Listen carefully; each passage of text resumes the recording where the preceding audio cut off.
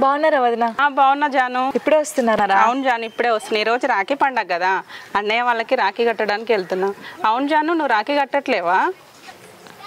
Sorry Janu, నీకు అన్నదమ్ములు లేరు కదా, మర్చిపోయా. Sorry, really sorry.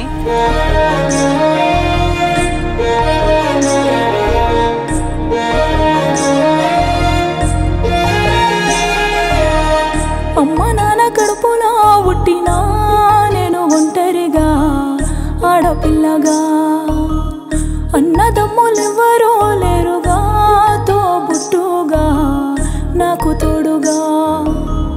కళ్ళ ముందు ఎందరూ ఉన్నా ఎత్తుకొని ఆడించిన అన్న ప్రేమ తీపి కదా.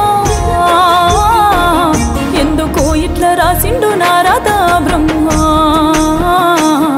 అన్నదమ్ముళ్ళు లేకుండా ఇచ్చిండు ఈ జన్మ. ఎందుకో ఇట్లా రాసిండు నా రాధా బ్రహ్మ, అన్నదమ్ముళ్ళు లేకుండా ఇచ్చిండు ఈ జన్మ.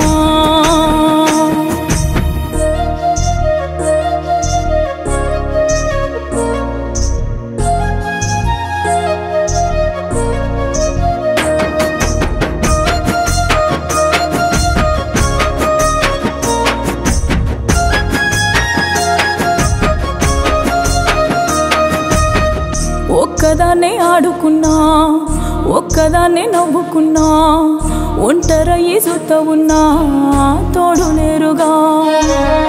బుజ్జగింపు నెరుగనైతి ఇంట్లో గోల లేకపాయే, అన్నదమ్ములుంటే నాకు మంచి గుండుగా. సేయి బట్టి నడిపించేటోడు, ఎత్తుకొని నన్ను తిప్పేటోడు, ఏడు పోస్తే ఓదార్చేటోడు. ఎందుకో ఇట్లా నా రాత రాసిండు ఆ బ్రహ్మ, అన్నదమ్ముళ్ళు లేకుండా ఇచ్చిండు ఈ జన్మ. ఎందుకో ఇట్లా నా రాత రాసిండు ఆ బ్రహ్మ, అన్నదమ్ముళ్ళు లేకుండా ఇచ్చిండు ఈ జన్మ.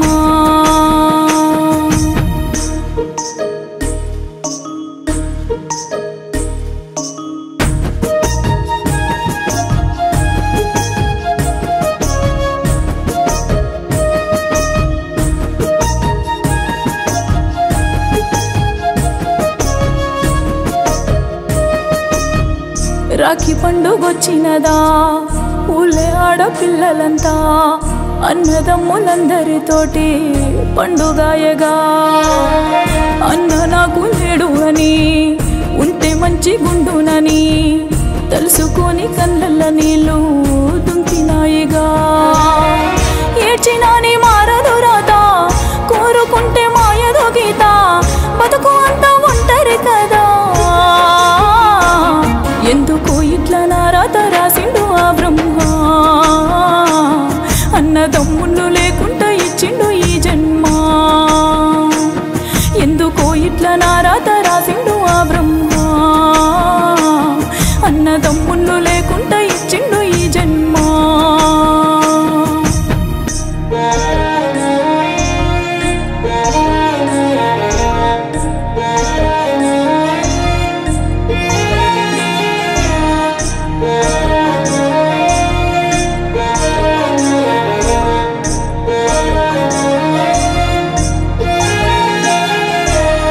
పాపనాసి కాలమిది, నీచమైన లోకమిది, ఆడపిల్ల ఒంటరిదంటే అంత కష్టమే.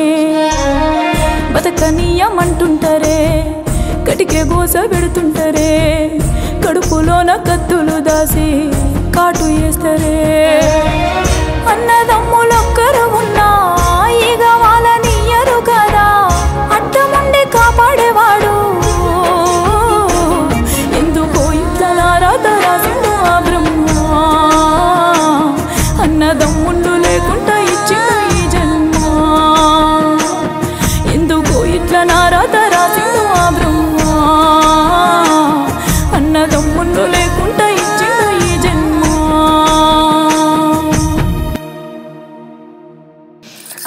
నమస్తే, నేను మీ జాన్లిరి. మీ అందరికీ తెలుసు, 2 ఛానల్స్ పెట్టుకొని ఎంత లాస్ అయినా కూడా మీకు తెలుసు. ఇప్పుడు జాన్లిరి మ్యూజిక్ పెట్టుకొని లిరిగాన్తో స్టార్ట్ చేసిన.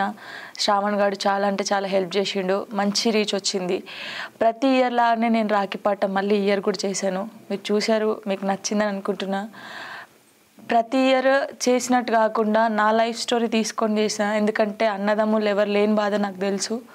ఉండి వెళ్ళి కట్టలేని బాధ వేరే వాళ్ళదైతే, లేకుండా ఎంతోమంది చాలా బాధపడుతున్నారు. ఆ బాధ నాకు కూడా ఉంది. యాక్చువల్లీ పాటలో మా అక్కను కూడా చూపిద్దాం అనుకున్నా, కాకపోతే కొన్ని కారణాల వల్ల అసలు షూటే చెయ్యా అనుకున్నా. మేము ఆఫ్టర్నూన్ స్టార్ట్ చేసినాం, ఆ దేవుని దయ వల్ల సాంగ్ కంప్లీట్ అయిపోయింది. లిరిగాన్ని కూడా చూపిద్దాం అనుకున్నా, ఏదో అనుకుంటే ఏదో జరిగింది. కానీ మొత్తానికైతే సాంగ్ కంప్లీట్ అయింది, మీ దాకా రీచ్ అయింది. మీరు ఎట్లుందో కామెంట్ చేయండి, లైక్ చేయండి, షేర్ చేయండి. జాన్లిరి బ్లాగ్స్ కానీ జాన్లిరి మ్యూజిక్ కానీ ఈ 2 ఛానల్స్ మీరు మీ ఆశీర్వదిస్తే నేను ఇంకా మంచి మంచి సాంగ్స్ తీస్తాను.